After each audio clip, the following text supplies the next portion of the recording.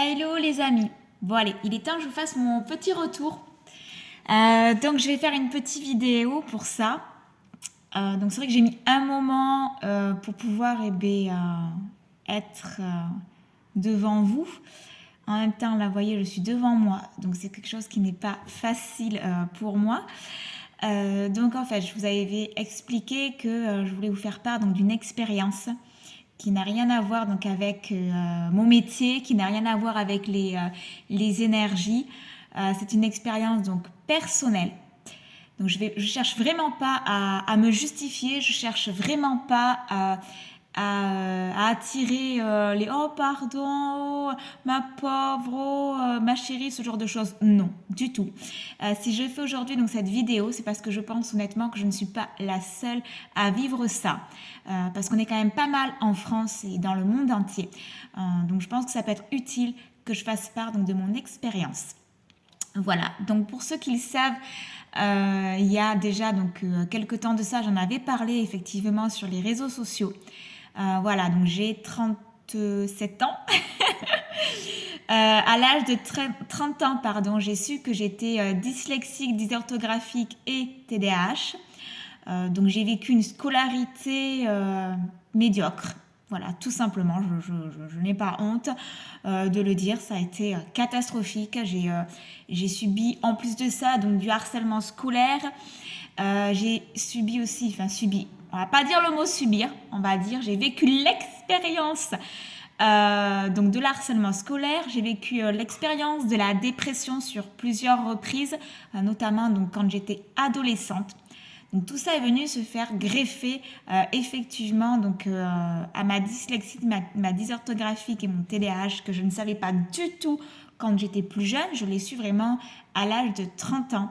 Le déclenchement en fait de ça, c'est que à cette époque-là, je visais un poste de secrétaire et j'ai été rembarrée. Comme quoi je faisais beaucoup trop de fautes d'orthographe, que j'étais pas du tout faite pour ce poste. Et jusque-là, j'avais pas ouvert les yeux face à ça en fait. Je ne sais même pas si autour de moi on m'avait fait remarquer ça. Donc, ou alors si on me l'a fait remarquer, moi j'ai fermé les yeux, j'ai fermé les oreilles en fait, parce que c'est quelque chose qui a été relativement douloureux à vivre quand j'étais plus jeune, parce que c'était beaucoup d'injustice, beaucoup de souffrance, voilà, parce que j'ai des profs qui n'ont pas été très cool avec moi, sans réellement que je sache que c'était ça qui était visé, et même les professeurs étaient dans l'ignorance, parce que c'était quelque chose qui n'était pas forcément découvert et suivi. Voilà, donc je rappelle que je l'ai su à 30 ans, que j'ai aujourd'hui 37 ans. Donc voilà. Et j'ai fait donc face à ça des bilans justement pour voir un petit peu, parce que c'était vraiment frappant quoi. Moi j'avais tracé mon truc, mon métier et tout là-dedans en fait. Et donc c'était vraiment très percutant et ça m'avait pas mal blessée. Donc j'ai décidé de me prendre en main et d'aller faire donc un bilan chez une orthophoniste. Et donc effectivement on a posé donc le diagnostic. À ça j'ai commencé de la rééducation. Donc franchement, c'est épuisant. La rééducation, c'est épuisant. Ça demande beaucoup de temps, beaucoup de patience, de l'investissement et beaucoup de concentration. Donc, vraiment, c'était assez fatigant. Bon, j'ai tenu le cap pendant 2 ans. Il est venu le Covid. Donc, forcément, pendant le Covid, je n'ai pas exercé et j'ai tout perdu. Voilà, c'est comme ça. J'ai pas moi-même persisté le travail qui a été fait. Je me suis concentrée sur d'autres projets parce que en même temps, j'ai commencé en 2018 et en même temps, j'avais ouvert mon entreprise en fait, la Félorie. Donc il y avait eu ça en même temps. Donc j'ai zappé ce passage vraiment donc de ma vie au niveau de la rééducation, au niveau donc de l'apprentissage des bases d'orthographe, de grammaire, de conjugaison. Voilà, après le Covid, j'ai squeezé ça. J'ai pas forcément refait de la rééducation. Et puis bon, J'ai fait avec. J'ai créé mon site internet. J'ai vraiment fait avec. On me disait souvent, t'as fait une faute, Laurie. Si t'as besoin de mon aide, eh bien, demande-moi. Je vais t'aider, etc., etc. Et c'est quand même quelque chose d'humiliant. De devoir toujours demander en fait de l'aide pour corriger les fautes. Et puis ce qu'il faut savoir aussi, c'est que je suis toujours avec le stylo à la main en fait, parce que je fais des posts sur les réseaux sociaux, j'ai la boutique ici, donc il y a des messages, j'écris aussi donc les vertus des pierres sur les papiers, donc je peux pas toujours demander à quelqu'un derrière moi, est-ce que j'ai fait des fautes ou pas, parce que la personne ne peut pas attendre. Et c'est pareil pour le site internet. Je ne peux pas me permettre d'attendre que la personne corrige ou vérifie, parce que ça peut prendre des heures, des jours, avant que ça soit posté sur mes réseaux sociaux ou sur mon site internet. C'est vraiment pas une excuse, hein. C'est la vérité, c'est la vie. Donc voilà. Donc bref, je fais en fonction, je m'adapte et tout. Bon, voilà, j'accepte. Qu'on me dise, t'as fait une faute, t'as fait ci, t'as fait là, j'accepte. Mais il y a eu en fait quelques semaines de ça, c'est pour ça que je me permets d'en reparler ici, parce qu'il m'a fallu quand même digérer ça. J'ai reçu un mail d'une personne. Je ne lui en tiens pas rigueur au jour d'aujourd'hui. Je la remercie parce qu'elle a mis de nouveau face à moi ce problème-là. Donc je ne lui en veux pas, je ne suis pas fâchée. Et je l'en remercie vraiment au jour d'aujourd'hui de m'avoir confrontée de nouveau à cette difficulté quotidienne. C'est quotidien. Cette personne-là, en fait, elle m'a envoyé un mail parce que elle est allée sur mon site internet et qu'elle a vu plusieurs fautes dans une seule phrase et qu'elle trouve ça pas normal, que je devrais me faire corriger, me faire suivre et tout. Donc, ce qui m'a mis en fait en colère, c'est que j'en ai parlé avec cette personne-là, c'est qu'il n'y a pas eu de formule de politesse. Il n'y a pas eu un bonjour madame, il n'y a pas eu un merci, il n'y a pas eu un au revoir. Et elle s'est permis en fait pour moi j'ai pris ça vraiment comme un jugement, comme une critique, alors que pour elle c'était quelque chose de naturel en fait et pas forcément malveillant de m'envoyer ce mail. Mais j'ai pas aimé en fait qu'elle ne mette pas la formule de politesse alors qu'elle vient me reprocher mes fautes d'orthographe. Bon, j'ai réglé le problème avec elle. Cette dame-là, est venue en mail, elle est venue s'excuser. Je lui en tiens pas du tout rigueur et je la remercie donc d'avoir mis de nouveau face ce problème à moi. Donc voilà. Mais je fais donc cette vidéo donc pour parler effectivement donc du TDAH, de la dyslexie, de la dysorthographique et de ce qui l'entoure. Parce que c'est pas juste ça en fait. C'est pas juste faire une faute de grammaire, de conjugaison ou d'orthographe. Il y a vraiment beaucoup d'autres choses aussi à côté. Il y a tout le contexte, il y a l'humiliation, il y a les blessures qui vont avec, il y a le regard aussi, le regard de notre personne et aussi le regard de soi. En fait, donc vous voyez là, je suis en train de faire la vidéo et je me regarde. Donc c'est quelque chose de vraiment pas facile en fait d'accepter au quotidien parce que on se sent jugé, on se sent mal à l'aise. Quand on écrit face à une personne et qu'on bug sur un mot, on doit demander en fait, on doit demander comment ça s'écrit. Ça peut paraître normal pour vous, mais pour les personnes qui sont comme moi, c'est compliqué, c'est douloureux, c'est vraiment pas facile en fait à vivre au quotidien. Ça demande énormément de concentration, ça demande énormément donc de réflexion et c'est épuisant en fait à vivre au quotidien. Rééducation ou pas rééducation, c'est quelque chose qui est ancré en nous et on doit en fait vivre avec, on doit s'habituer à ça parce que même s'il y a une rééducation qui est mise en place, il y aura toujours des fautes, il y aura toujours de la difficulté, il y aura toujours problème de la concentration, problème de mémoire, problème de... Il y a le mot authenticité qui me vient à l'esprit, je ne sais pas pourquoi, donc je le partage avec vous. Je ne vais pas me mettre à canaliser parce que je ne suis pas là pour ça, je suis là pour parler donc d'une expérience que je vis moi donc depuis que je vais à l'école en fait. Parce qu'à l'école, j'ai subi beaucoup de méchanceté, de moquerie. Moi, j'ai un prof, je devais peut-être avoir 8-9 ans, j'étais au primaire. Et c'était un remplaçant, c'était même pas un prof. Et déjà que je suis jeune fille, j'ai été une jeune fille timide. Je ne parlais pas, je criais beaucoup, je pleurais beaucoup. Voilà, cette personne-là, ce professeur est venu à moi, on m'avait fait une dictée. Il distribue les corrigés. Et il me regarde, il me tend la feuille, il me fait 19. J'étais là, waouh, super, j'ai eu un 19 sur 20, j'étais trop fière de moi, trop contente. Et puis là, il me regarde et il me fait faute. Tout le monde a rigolé dans la classe. Ça a réveillé le mail de cette personne, ma blessure de l'humiliation. Et là, je suis en train de travailler par rapport justement à ce que j'ai subi, l'humiliation quand j'étais donc au primaire, quand j'étais au collège, quand j'étais donc, parce que avec mon retard d'apprentissage, j'ai intégré donc une section SECPA à mon époque, qui n'était pas forcément bien encadrée parce qu'on y mettait des adolescents en souffrance psychologiquement. On mettait donc les enfants, je ne sais pas où les caser, donc je te mets là. Donc ça n'a pas été forcément une bonne période pour moi parce que c'est là que ça a déclenché donc ma première dépression. Ça, c'est une autre parenthèse de ma vie. Donc j'en reviens par rapport à la dyslexie, la dysorthographique et le TDAH. C'est quelque chose quand on est adulte qu'on vit donc vraiment difficilement parce qu'on n'est pas du tout suivi, on n'est pas du tout encadré, on est lâché avec ça depuis le début de notre vie. Malgré ça, je tiens à rassurer les personnes qui sont dans mon cas.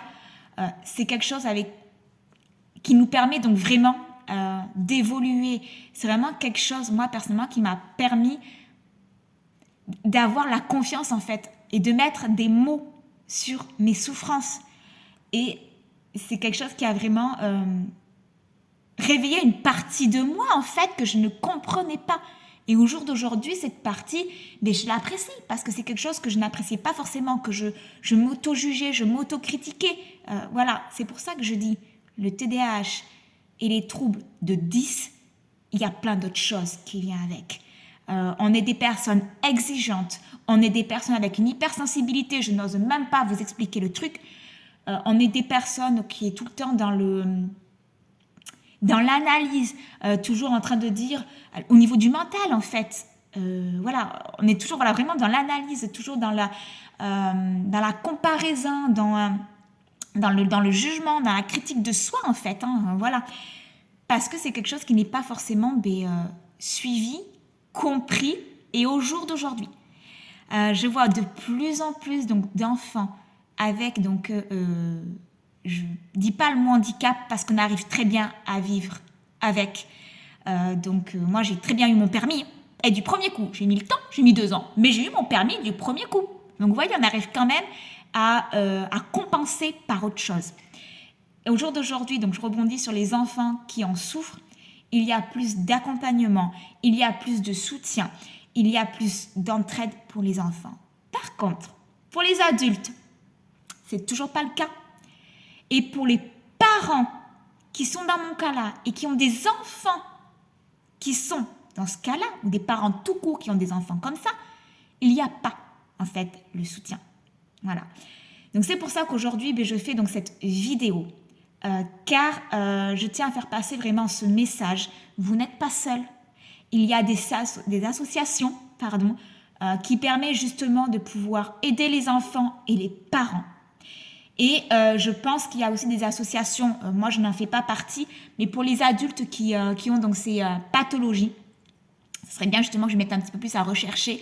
Voilà, parce que moi j'ai 37 ans et ça me plairait vraiment donc de pouvoir aider les jeunes adultes face à ça pour avoir un meilleur soutien mental, un meilleur soutien émotionnel, un meilleur soutien physique, parce que tout est... j'ai une cliente entre-temps qui est là, donc du coup je ne vais pas tarder pour ça. Donc c'est pas juste voilà, une faute d'orthographe, c'est tout le contexte autour. Voilà, l'hypersensibilité, le mal-être, le jugement, les blessures, tout en fait. Voilà. Donc voilà en gros pour ce message que je voulais vous faire passer. Je ne cherche vraiment pas la compassion, je ne cherche vraiment pas voilà, vous avez compris ce que je voulais dire. C'est juste que moi, face à ça, au jour d'aujourd'hui, C'est quelque chose que je vis pas forcément bien, voilà, j'avoue. J'ai pu me débrouiller dans ma vie autrement. J'ai d'autres capacités. Voilà, voilà, la plupart me connaissent, vous savez très bien comment je suis. Mais cette partie-là n'est pas facile à vivre au quotidien. Donc, je vais faire ce qu'il faut pour. Je vais reprendre les rééducations. Je vais donc faire corriger mon site internet. Mais ça prend du temps. C'est vraiment de l'investissement personnel. Donc, je vais faire ce qu'il faut pour.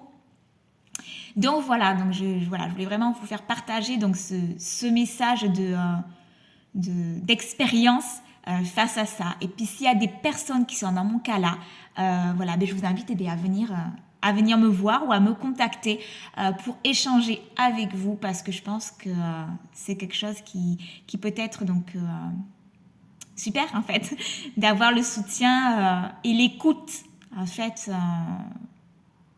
d'une personne qui ont les mêmes pathologies et les mêmes difficultés au quotidien en fait. Voilà, parce que c'est vraiment au quotidien.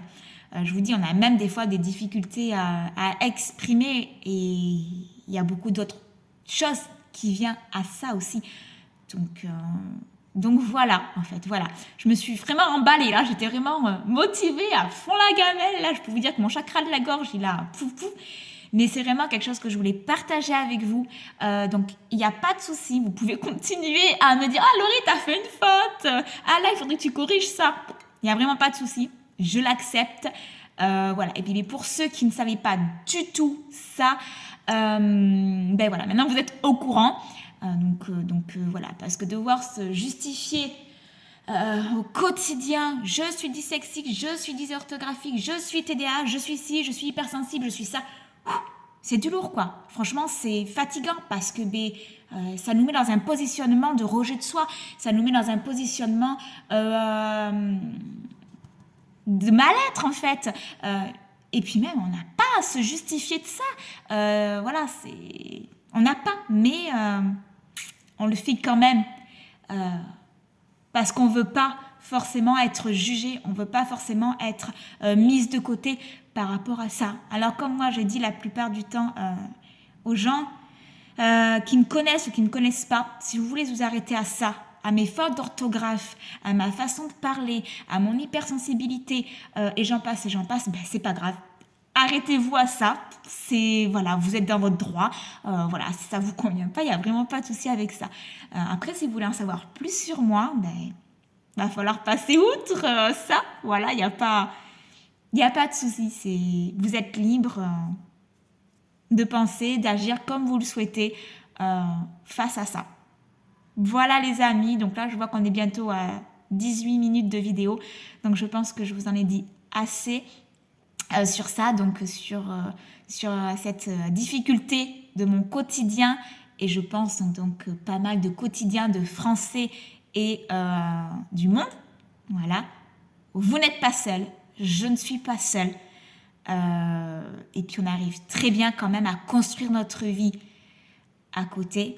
Voilà, c'est un quotidien, mais on y arrive quand même, on compense autrement. Et puis, on a plein d'autres capacités. Donc voilà, ayez confiance en vous, ayez foi en vous.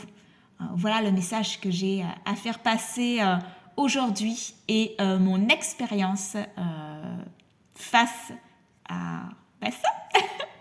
Voilà les amis, écoutez, je vous fais de gros bisous et puis je vous dis à très vite parce que j'ai plein d'autres choses à partager avec vous, pas que donc sur la lithothérapie ou sur les énergies, j'ai d'autres expériences à vous partager parce que je pense que ça peut faire du bien à ce que les autres l'entendent et moi personnellement ça me fait du bien en fait de communiquer sur ça. Voilà les amis, je vous fais de gros bisous et puis je vous aime. Bye bye les amis.